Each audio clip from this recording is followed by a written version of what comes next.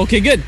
All right. Hello, everybody. Have a very special guest today, Mr. Joe from Seller Locker. Seller Locker, the top tool that I've seen to get back your money from Amazon. Because let's face it, Amazon is not just going to give over their money unless you ask for it and demand for it.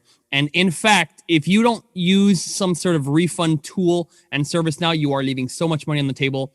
And I'm bringing Joe on to show you what he's doing for every seller right now, for thousands of sellers, actually. And so, Joe, welcome to the show. Thanks for having me. Nice talking to you again. Yeah. Awesome. And your accent, I'm assuming you're in New York somewhere. Am I getting that about right? I didn't even know it was that noticeable.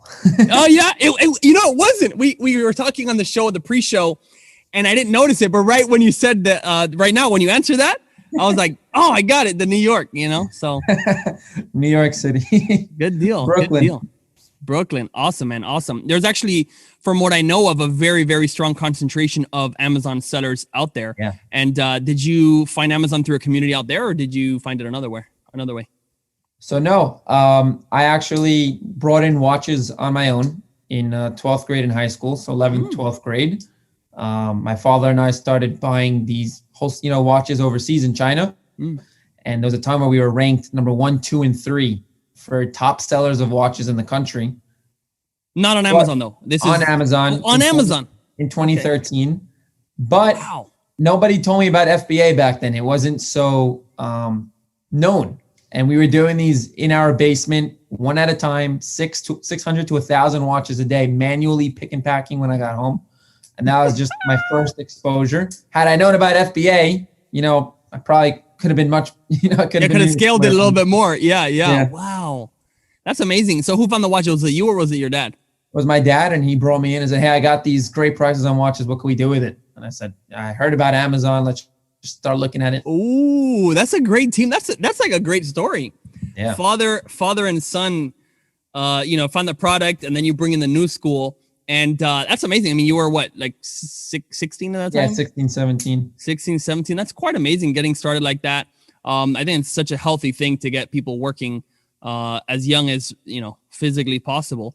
That's incredible. 2013 also being on Amazon. That's like, wow. It's pretty early, no? I mean, at that time, then I lost touch. I lost touch until, again, 2018, because I didn't know how big it was going to be, or, I went to school after. I didn't know it was to continue it, and I didn't know about FBA. Yeah. At that time, I was a pick and pack guy. Pick and pack guy. Wow. And so you guys were selling 600 units a day plus, right? Maybe 800. Yeah. And then what? It died out at some point. Like, why did you guys stop, or was he did it and just packed with someone else, or how did that business go? The supplier decided to take it himself. Oh, snap! And that that timed perfectly with starting to go to school, and that we just dropped it. Wow. And because you already made the listings, you guys made listings? We made the listings, and and it was their brand name. Yep. Oh, geez. But again, it's the early days. I was so young. I didn't really know. This was a side item. It wasn't even, my dad wasn't even doing this full time. It was a side hustle at night for a few hours a night. Did you get paid pretty well for that, or you got a cut? $20 a week. Okay. My dad took the rest. Number one bestseller. Okay. My dad took the rest. Hey man, but that's all right. Look, you learned, you got it. You got an ability to sell on Amazon. Like that's totally valid. And look where you are now. So, let's move forward a little bit. So you said you lost touch. You went to school. Was that college or overseas? Religious studies overseas in Israel. Awesome. How long did you do that for? 2 years. Okay. And then I came back to become an e-com manager by this company, Equity Brands. They have the license to many top premier brands on Amazon. And that's when I, reinserted myself, became the e-com director, started getting very overwhelmed with scaling, as all sellers face. Decided, instead of trying to do everything myself, we got to start streamlining, creating SOPs, bringing in people to specialize in these tasks. You can't wear every single hat every single day. Sure. And in doing so, one of the biggest obstacles were reimbursements and getting overcharged on products on FBA, especially because we had big items, Black & Decker air conditions, very heavy, expensive items that were getting lost. That's just forced me to become reimbursement crazy because it was killing our margins, and there was nothing out there that was doing what I needed to be done, because I couldn't, for an enterprise company, just throw it to another company to do without having visibility, transparency. They weren't into that. So I built it on my own. I said, hey, let me bring in a developer. Let me build something for their company. We covered 150K in the first 6 months. Ooh, for them, not for me. Yeah. And then I said, okay, let's test it with some friends and family. And then before you knew it, word of mouth, went to that first Prosper show, met a ton of sellers there. And what year is this now? What year is this? This is probably 2018, 2019. 2018. I think that's when reimbursements were getting pretty strong, because before then it was kind of ignored. And I think refund, like some tools came out and like people were just getting money like hand over fist. And I think Amazon's P&L, like they saw like reimbursements and they got scared and they changed the system. But there was a few golden months maybe at that point when it was just like people were getting a ton of money. Okay, let me back up a little bit because I'm quite interested. You said you went to studies in Israel, right, for 2 years. Was that, did you become some like a rabbi in training or some? Was there like what was it? What was that? Learn more, study, the Talmud, and just also the experience over there. Get the freedom, the dorms, learn about the culture. It's kind of like a gap year. Gap year in terms of business. Say that again. You're saying a gap year like in terms of business? Gap year. No, some people before they go to college after high school, they take a year to go traveling and seeing the world and stuff. Okay. And did you? I'm just I've seen a lot of people and I know people in that area, like Israeli, like from Israel, from like kind of Hebrew descendants. I mean, just happen to be extremely good online. Like, I don't know, maybe it's like it's a positive thing. I'm not trying to be, whatever, but it's very true. And I'm wondering, has, your faith and you could just talk briefly about it. Has it helped you, succeed? And like, I know you're paying your people extremely well, like in terms of the VAs and some programs that we'll talk about in a little bit, but how has that helped you, or how has it evolved your business practices? Well, every morning, we study. And in the studying, there's a lot of logic back and forth, discuss, disputes, how to understand that, how to understand this. And in doing so, you're training your brain every morning. You think it's intense thought and study, and it really gets your mind sharp from the morning. Legit, seriously, from 6, 7 a.m., you're already getting your brain working. You get to the office, you're already firing. You don't need that, So from 9 a.m., you get to the office, your brain's ready to go. Nice. And you're doing that now, or was that? Now. Yeah, every morning. Nice. And in your studies, like, what are you taking practical things and like? Of course, yeah. It? Yeah. Could you give me an example if you'd like to share? Maybe I'm sure maybe not all interviews ask about this, but I'm very interested. Well, probably we can do that on an offline one. Offline, okay, offline one. Let's do an offline then. Okay, good. We're gonna lose too many listeners.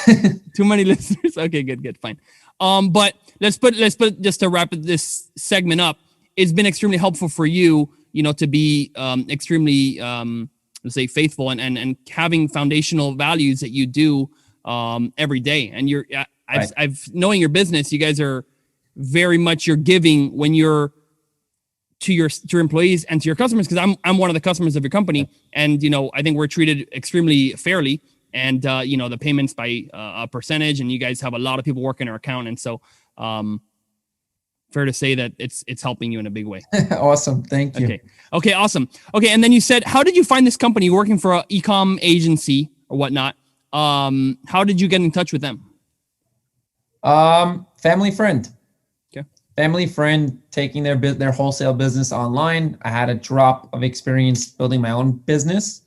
Young 18-year-old, ready to work hard and learn, and that's where I went. Beautiful. That's amazing. And you had you didn't do any sort of college. Is that correct? Good for you. I didn't do college. You know what I mean? So yeah. And was that were you planning to not go to college from the get-go, or what? How did that happen? I was planning to go to college throughout high school, and then when I started thinking about business and how much I enjoyed selling those watches on Amazon and getting the work experience in this corporate environment, where I had to have the ability, where I got an opportunity to get a leadership role in this enterprise level company from an early age, I felt I can learn from, great people in this company that would probably be more valuable for me in the business world, which was the path I was taking anyway. That's brilliant. I think that's a super smart move. And maybe you didn't get the commission on the watches, but you got the ultimate commission in terms of getting you on the right career and being an extremely successful business owner at this time. So, man, that's amazing. Okay, so you did this stuff. You're now the reimbursement king within the company.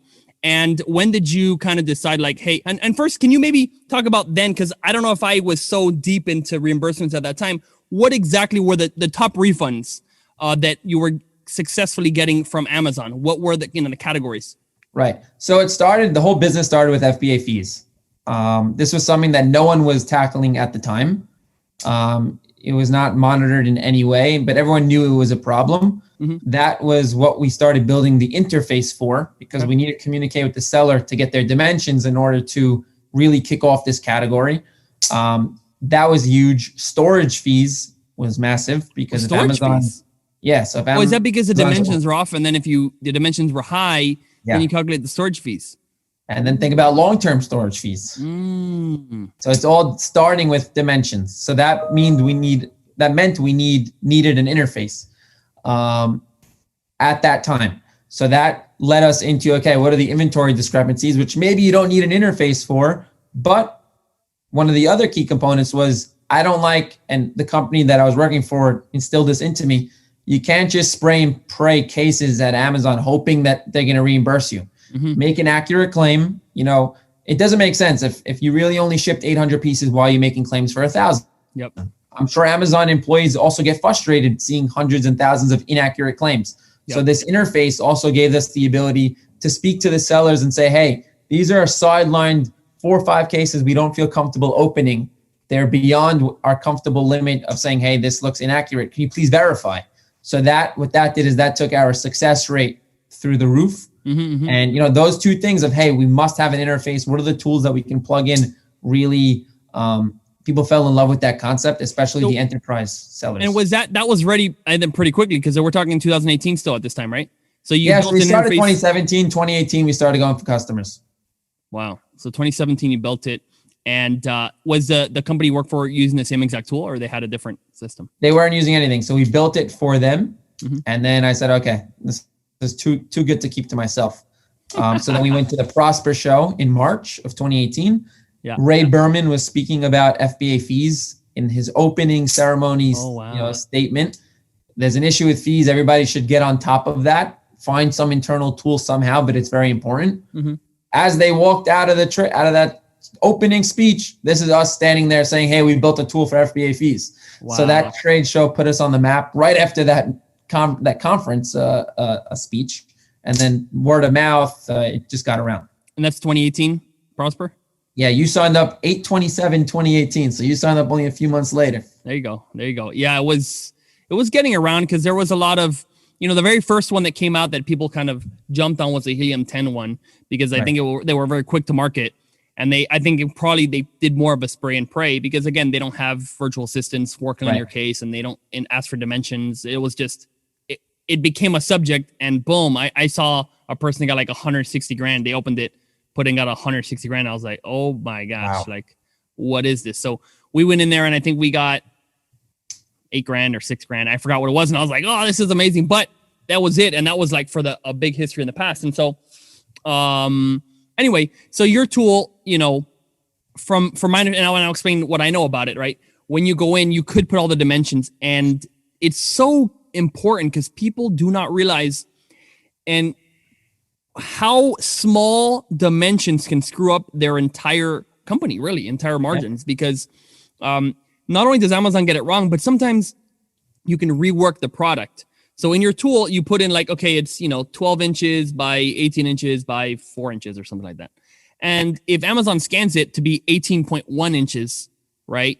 Now you're oversized. You're getting charged like $4 more a unit or something like that. You're basically, they'll split your shipment into multiple. That's a great point. Great point. Now that you fell into a different tier, your inventory is going to different locations. And sometimes the locations are far from your warehouse because it only has certain facilities that can handle the oversized items. And everything became a headache from 1 simple inch. Yep. Or even 1 centimeter, or like a tenth of an inch, right? Yep.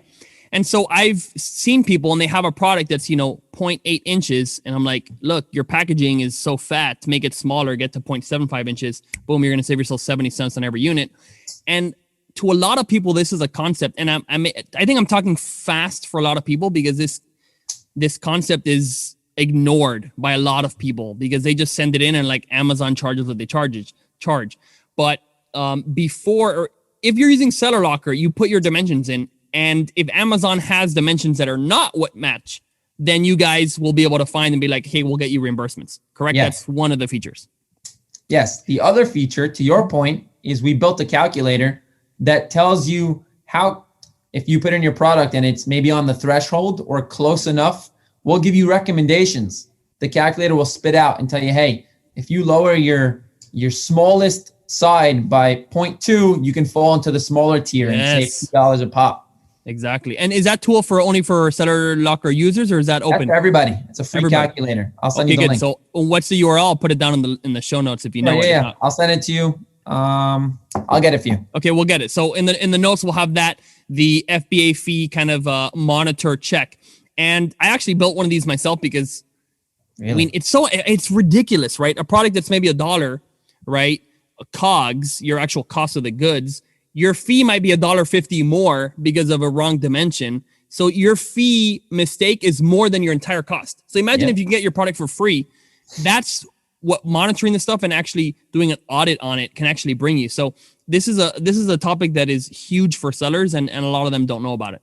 Sure. So, okay, cool. And the storage fees, give me some, how do you get back the storage fees? So if that's only after you kind of fix the dimensions, and how does that work?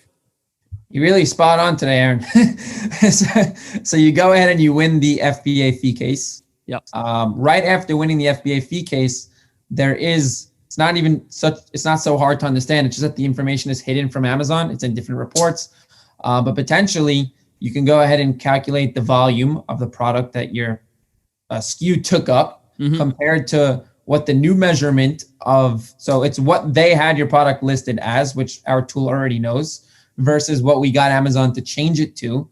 And the amount of inventory that Amazon is telling us that they stored for the last 3 months, multiplied by the difference, by the number that's within that tier. Yep. And we go ahead and ask for that item, for that dollar amount. Nice. That's brilliant. And now a question for you. If they scan it, and let's say they scan it and it turns out a little bit bigger rather than smaller, they don't go back and charge you more storage fees, do they? No. Okay, luckily, they do not. Yeah, luckily. So that's one thing. They're not hawks on in that direction. Right. And then what are the time limits? Because I believe when this started, there were almost no time limits, right? Meaning It didn't expire. If you had a refund due for you like 2 years ago, or at least 12 months, I think was for sure the limit that I remember, and you found out about it, you can ask for a refund and they'll give you your money back for, inbound shipments that had pieces missing, things like that, a year, maybe even 2 years ago. Right. So what was the time limits kind of originally, and what are they now? So I'll break it down for you. For FBA fees, the like you said, it used to be 18 months. You used to be able to go back 18 months, which was awesome. Someone signed up, we find the mistake, we can go back 1.5 years and get them huge reimbursements. Wow. In that category. They brought it all the way down to 90 days. 90 days. Okay. Which means that if something's wrong today, you better fix it now, because if you have sales in Q4 and you don't fix it now, you're not going to get the reimbursements for any of your sales in Q4. So that means you have to act now. You can't wait another 6 months and say, hey, I'll fix this eventually. If you don't fix it today, you're not getting your Q4 reimbursements back for FBA fees. Yep. For inbound shipments, anything related to inbound shipments, they give you 9 months. That's the window for inbound shipment. Now? Yeah. Oh, okay. It used to be longer, or was it always been 9 months? Always 9 months. If you're 9 months in 1 day, done. there's no, they're pretty strict on that rule.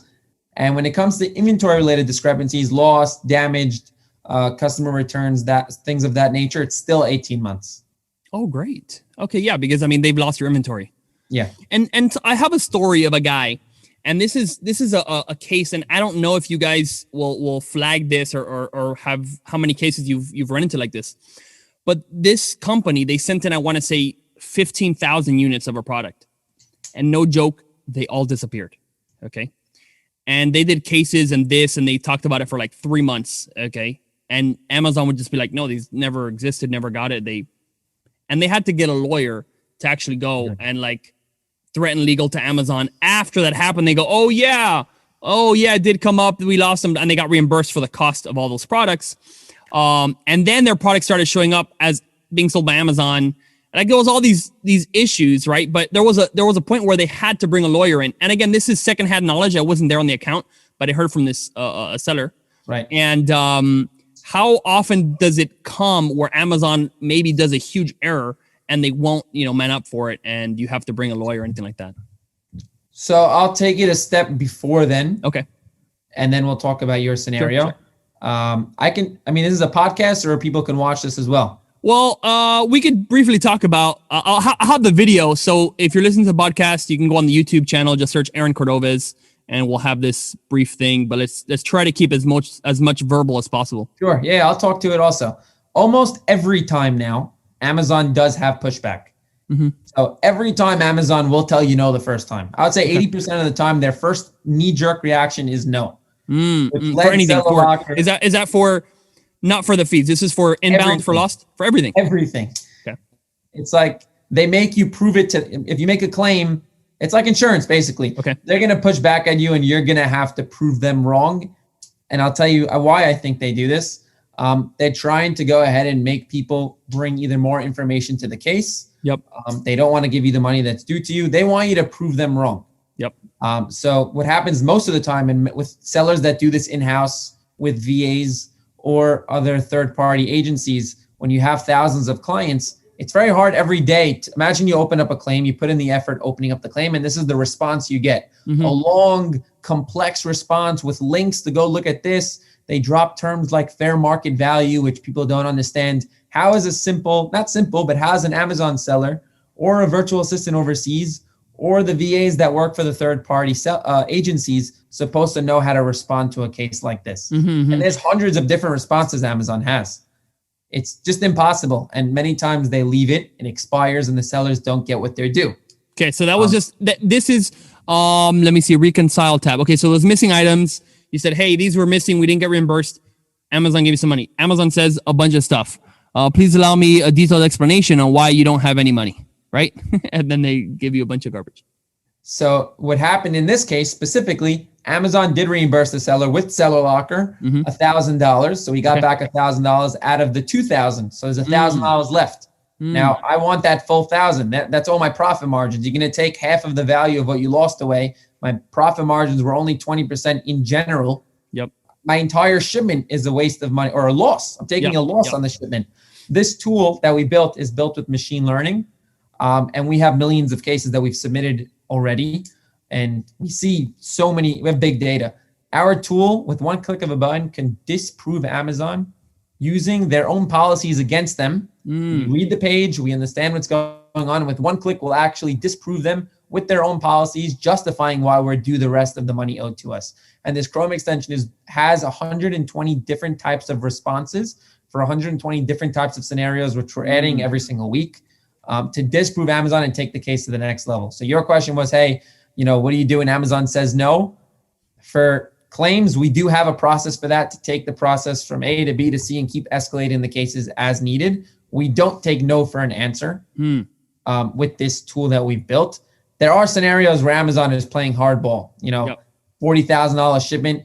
There is still a need for lawyers in that scenario. But we do win $40,000 claims. We had a $25K one coming yesterday. So with this process, we are winning a lot. But yeah, we've heard about the big ones too. And that's brilliant. And I'm sure, since you guys, was talking to our freight team before the call, and I was like, hey, do you have any questions or whatnot? And they were like, well, no, we know that Seller Locker is working for their money, because, you guys take a percentage of that refund coming back and you're going to work for it, right? Rather than just having like a flat fee where it's like, I don't care if, let's say that case right there, it's $1,000 that would be gone out the window. Well, you're like, no, I want that piece, whatever percentage that's going to be. Like, I want a piece of that. So you guys are going to keep working on that. And it's worth, if you have all that data, you go, no. And you keep replying. Do they ever close out the case when you reply a bunch of times? So what we see is they start ignoring us because they admit that they're wrong. But then the tool's smart enough. We're not looking to pick a fight that we can't win. Okay. So if we see that we hit a brick wall, we will let the seller know. The tool will let the seller know. And the tool also suggests, hey, it's been 3 times that you've attempted this. You can either get more proof from the seller, or our tool will suggest to the VA to just shut it down. Okay. Accept your losses. Because again, we're not looking to pick a fight with Amazon. We're not looking to do that. We're all on the same team, but we are fighting for the sellers, and we want to be accurate. So we don't want we don't just want to open up. Yeah, you don't want to fight for exactly, because there are things, and there might be maybe someone did something manually. There obviously are some errors that could occur. For sure.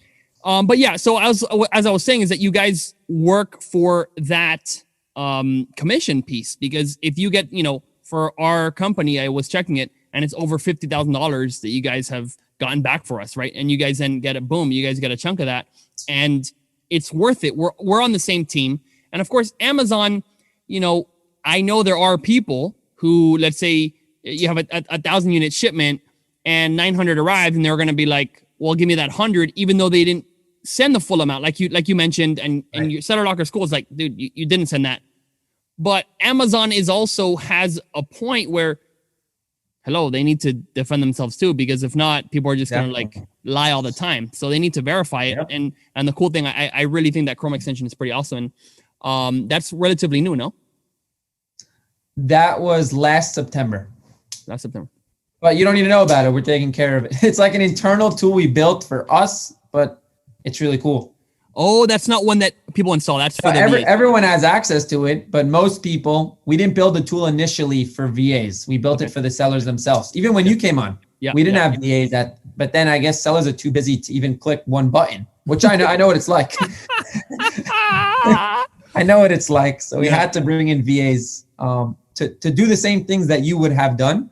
And we built this for them, but also for some sellers like to do it in-house. So they use the Chrome extension. That's brilliant. Okay, good.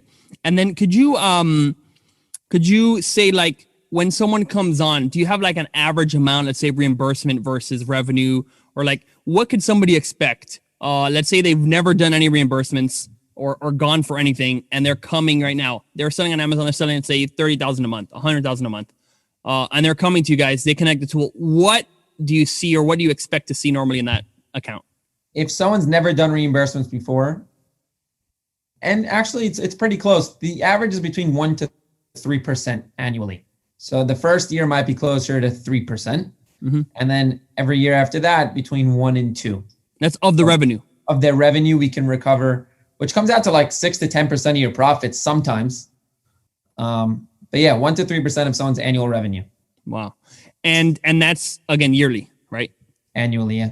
Annually. Okay. And then what do you see like the biggest chunks come from? What are the biggest gains or losses? The biggest, it depends. So some sellers who are doing high volume, lost inventory is huge. Lost and damaged inventory just keeps getting lost in their warehouse. For some sellers, it's inbound shipments. For some sellers, like you mentioned, who are also doing high volume and have different thresholds of where their products lie, it's not even about the money they get back. It's about the money they save going forward in future profits because they fix their fees. That's a component that nobody even thinks about. We have one seller that now recovered, made $4 million more profit this year because they fixed their fees. Wow.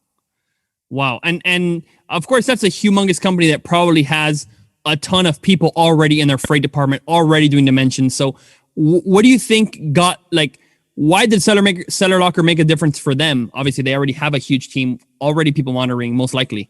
What did you guys do special?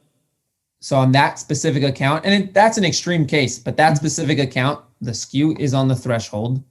It's 17.75. And now it's on the threshold, and all of their products are on that threshold. And every day it keeps, and we have to keep fighting. It's not a one-time fix. It's an ongoing battle. And yes, actually, let's talk about that, because here's a crazy thing. We have products around that range, right? 17.5 or 17 or whatever. But what happens is the box one unit might get a little bit squished. Yep. And if they do a scan or receiving in one warehouse, that one thing gets marked at 18.1 inches, everything goes crazy. But most of them are there. So what if you do, like, let's say, I know there's a thing called a Cubiscan where they actually scan it. That's like, I think it's a trademark of the machine they use. Anyway, so they'll get it. And then what if they got a unit that was fat and it went to 18.1? Like, what do you do then? So what happens next in our process is our tool will actually find it.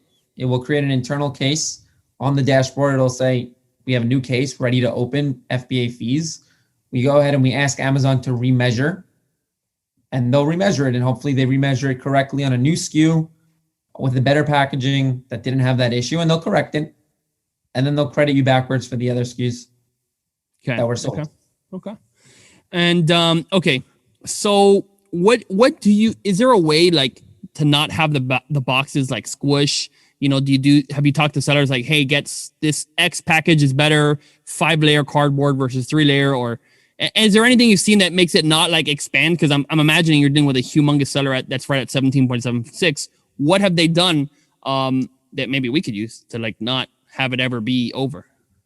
Well, what they've done is they've looked at our calculator and they kind of started seeing with their factory how much they can cut out from the right and from the left. Mm-hmm. And they're able to bring down their packaging cumulatively by 2 inches. Mm-hmm. A 0.5 there and a 0.5 here. And they were able to bring themselves farther away from that threshold, which the calculator helped them do. Right. Okay. So I also recommend never pack in poly bags. Yes. And I agree with that. That's like a number one thing. Okay. And is that for thin products or what? Like a cell phone case in a poly bag, or even clothing? People do clothing in poly bags, or the factories will do it. They'll air seal it. So they'll go, and it's not even more expensive, about a few pennies more to either do tight. But that's to prevent it. That's like air seal's perfect, right? There's no problem with an air seal. Yeah. Or they'll do tight. They'll don't leave the extra 3 inches of packing, just the one time that the guy measured it with the extra 3 inches. Yeah. So that's a big one. Okay, good deal. And then, okay, good. So, if people want to sign up for Seller Locker, right? We'll have a link below. We talked about this, but what kind of offer do you have for them to try it out? See, hey, what money can you get us back for? And I know you guys will take care of them, but what could you offer the listeners? Sure. So right off the top, anybody who's listening and wants to use Aaron's promo link will get the first $500 that they recover on the house. Give it a try. See, how we do what we do. And sign up. The way it works is you sign up, you get an account audit. So we'll show you with your own dashboard, how to use the tools, the pieces of information we may need from you to get started. If necessary, sometimes we don't need anything from you. We'll agree on a rate and we'll push forward.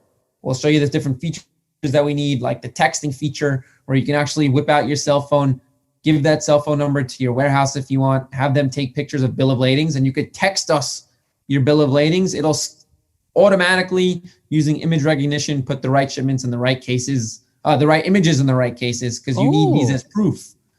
These stamped bill of ladings and these documents, these are all necessary to win cases. So we built all these different tools. We'll show you how to use them. 10-minute demo, and then that's it. We're off to the races. Awesome. Okay, good. And then last thing on Seller Locker, and then we'll move on to this other thing which we talked about. But what is the big difference between Seller Locker and, let's say, there's other tools out there? If you search like FBA refunds, whatever. Some guys will do it $100 a month. You get a tool and it'll like do a bunch of random stuff. And we talked about a couple of differences. But what do you see? I know a lot of people are signing up to you guys after using other tools. Yeah. So what do you see? Those are my favorite guys. So the biggest difference is a point that we mentioned earlier. Actually, 2 points that we mentioned earlier. One is responses. Mm-hmm. There's no company out there without a tool that has a Chrome extension like the one that we built, which we're the only ones that have, that can manage Amazon's responses. If 80% of the time Amazon's giving you a hard time, they're pulling your leg, or they're playing hardball, and you don't have the tool set up to fight back, most companies are opening up cases and then not following up to actually win them. So if they get a reimbursement on the first try, great. What we see when other people come from other companies is we actually pick up all those times that the person got denied. And then we fight those too with our Chrome extension. So we pick up where they left off, which is funny They did the beginning part, and we take it to the you get stuck in the red zone, you don't get a touchdown. So we help take it all the way to where he's got to be. And that's huge. Just responding to cases. We are the only solution out there with a proper responding tool that doesn't let cases get stuck behind and expire. FBA fees is something that Seller Locker built its business on and still specializes in. And then something that we call prep, that prep section, getting us the documents using the texting feature, or verifying shipments with us before we submit them, because we don't feel comfortable. Those are things that, again, are important to us that we've built into the interface so that we can go ahead and open up each case with a high success rate. Nice.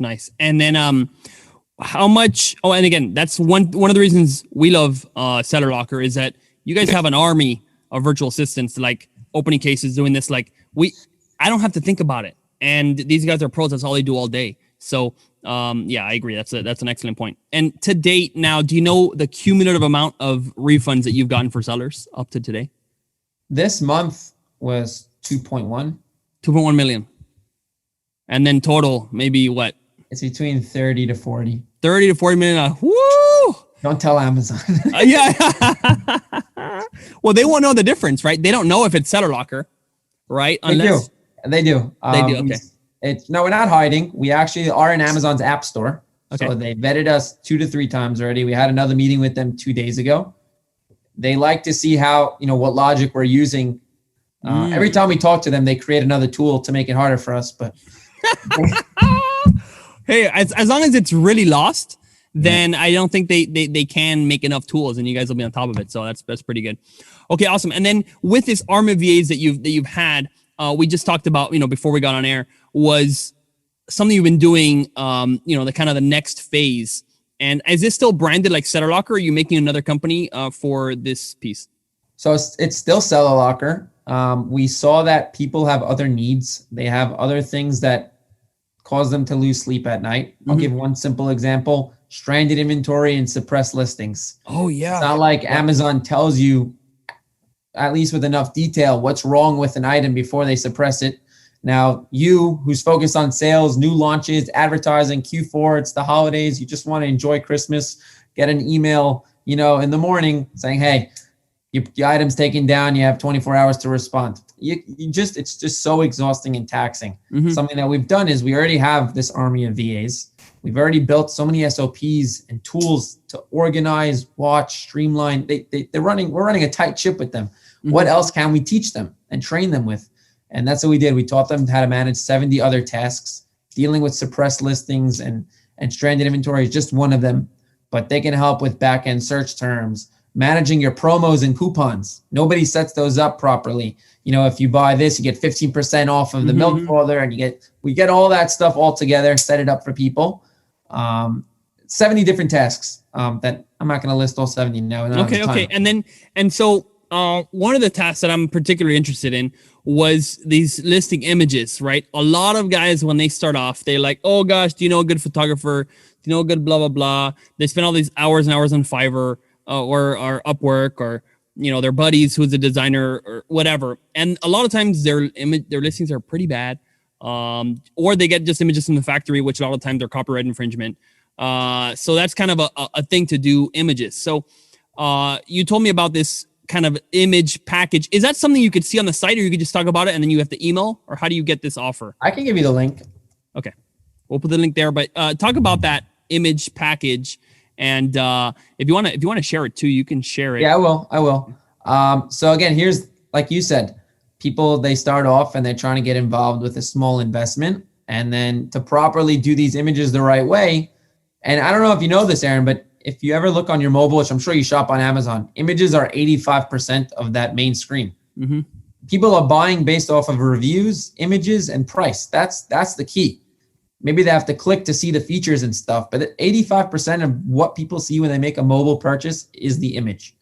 And we know that the premium brands have jumped into lifestyle and infographics. Now, it's usually very expensive, between $200 to $300 per ASIN to do infographics, or that's what it used to cost. And that's simply because you have to work with a design team, and you're only giving them a little bit amount of work. So therefore, they want to charge you a premium. Seller Locker has 4,000 clients now. with a massive amount of ASINs. And we were able to partner up with a design team and bring ridiculous prices because of the high supply. So we have high volume, and we did a beta. We got 200-300 people to try it. And we were able to guarantee ridiculous rates to get these products, superimposed and optimized for about $89 for 7 images, 5 to 7 images of, give us your basic products. We'll take it to the next level for you with Photoshop and stuff. No matter how complicated it is, we'll find a way to Look at that. That looks really real. That looks really real right there. This one was tough. This one was tough. And if it's tough, do you charge anymore or no? No. Okay, good. So our pricing is $89 for one, a 3-pack, which is 3 ASINs, not 3 images, 3 ASINs, 5 to 7 images is about $229. And then we have more deals for the more ASINs that you give us. And again, guys, normally, a photographer for one image sometimes will charge $50 and up, okay, for one image. For design work, if you're going to a lot of places, a lot of designers might charge $20, $30 for an image or something like that.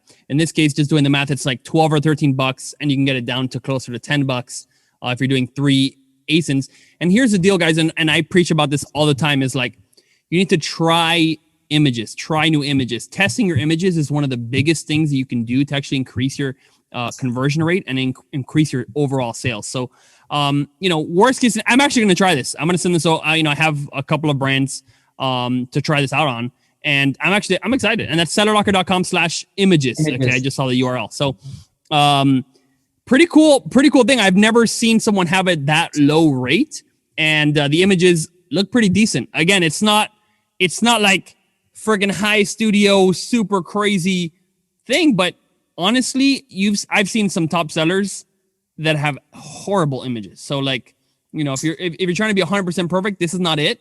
But like, hey, you can get way above the what some people sell at is all I'm saying. I'll go 80%. You can give us 80%. 80%. Okay, good. 80% there. That last 20% is 80%. 80% on $80 is great. Hey, that's pretty good. That's pretty good. And then that's 20% is going to cost you another $500.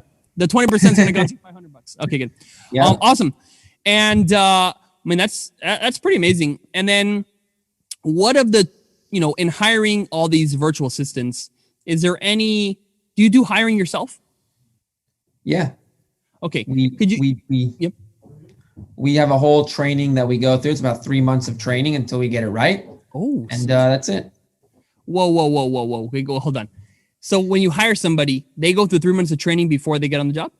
So they work with, not in SellerLocker. I'm talking about the virtual assistants within SellerLocker or salesmen and stuff. Either.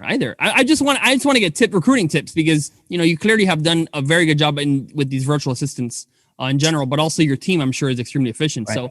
So just some hiring tips in general. So they go through 3 months. I mean, this is not typical. It's not typical. They go through 3 months of training with their own. We have a virtual assistant Amazon training course. Okay. And this is for the 70 different tasks. Yeah. For they're going to learn everything. Yeah. On those 70 different tasks. And then after that, we test them with reimbursements using the tool and monitoring them on low, easy level tasks until they can become, let's say, a responder, someone who's capable of responding to cases with accuracy and communicating with sellers in a way that the sellers would appreciate. So it's a process. We have it all, streamlined. Wow. And what training tool do you use? Like, how do you keep those procedures to training the people and like use a certain software? Well, we use Checkflow. Checkflow. Okay. I set up the processes one step at a time. First do this, then do that. It's connected to APIs. We're feeding it data. We track how long it takes. Very intense stuff. Okay, good. I'll have to check that one out. We're looking for like a training. We're not experts at that. So, okay, that's pretty cool. Pretty cool. Okay, man. And then is there anything that you have seen? You've worked with so many sellers. Oh, actually, how your largest seller or your largest sellers, like what kind of bracket are they in? Range? 100 million plus. Yeah. Okay, good. We have 2 of the top 10. 2 of the top 10. Wow. That's brilliant. 10 and 12 of the top 100. Like we work with, I would say, the top Amazon. So I think we have at least 10% of the top 500 even. Wow. That's amazing. I have one seller that I think in the next 3 days is going to break the $1 million mark in 1 year. Yeah. $1 million in recoveries. Oh, and recoveries. Okay. I was like $1 million. I'm like, huh? Okay. It's $1 million in recoveries. Oh, that's amazing. Okay, good. What do you see, right? Because I don't know how many of them you talk to, right? Because not all your customers have a podcast like myself, but what have you seen, like these top sellers that are extremely successful? How have they gotten there, right? I got people who want to make it, they're not going to focus a lot of their time on reimbursements, right? They should just sign up for Seller Locker, and have, somebody do that. But what have you seen is like the common denominator between the most successful sellers?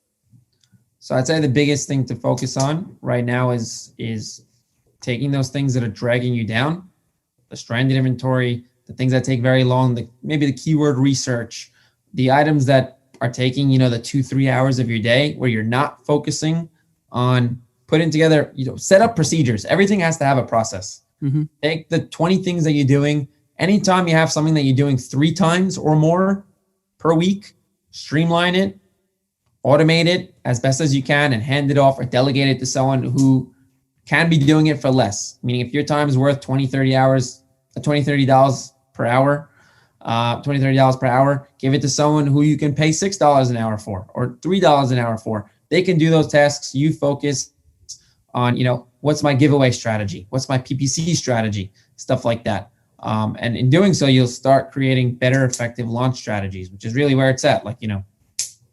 Nice. Okay, good. And then one thing, we didn't talk about the rates, but you mentioned a rate of the VA, these different tasks. If someone wants to go there, what were the rates right at this time? Of course, I know it can change, but let's say you didn't want to do something like that, and I'll let you briefly go into that if you want to. Say that one more time, Aaron. If you want to go into the rates that you charge for, let's say, these different tasks, you want someone to, I don't know, whatever task you have. We're at $400 a month for about 30 to 40 hours of virtual assistant time, which is, very, very cheap, ridiculous rates. Unheard of. I mean, it's an extremely, extremely good rate. And these are people who've gone through this three month training. Yes. How many people make it? How many people make it on your 3-month training? How many people don't make it is the question. Okay. I don't know. We don't have that stat down. But truth, we work with them to perfect each and every task. It's not about not making it, and we get them to where they have to be. Brilliant. All right, Joe. It's been great. And do you have any parting words? Obviously, sign up for Seller Locker. Check it out. If you use your refund tools, check it out. And just anything else that maybe we haven't covered that you think people should know, either about the tool or about anything in general. He saved me $1 million. Boom! There you go. How's that for a line dropper? I like that one. Who's that? Is that a business partner? No. It's one of my business partners. Yeah. Okay, there you go. And I guess he's but I had to and also a seller. First. Yeah, okay. He's one of our. Actually, we beta tested. That was one of our beta testers. Oh, sweet. Well, that's a good testament. All right, Joe. Thank you very much, and talk to you later. You got it.